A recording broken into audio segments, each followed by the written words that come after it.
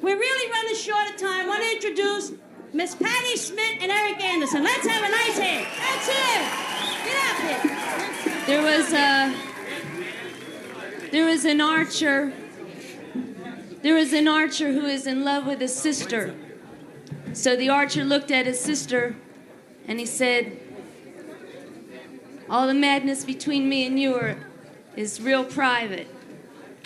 But the sister was too scared, so the sister put down her cigarette and she married the Sultan.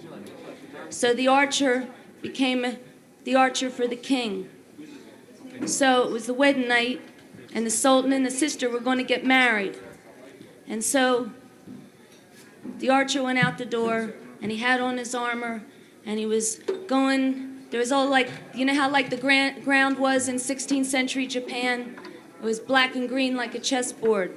So the archer was walking on the black part of the chessboard, and he looked at the black part of the chessboard, and it looked like the back of his sister's hair.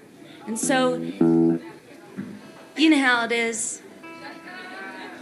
Anyway, it looked, oh, what a mess.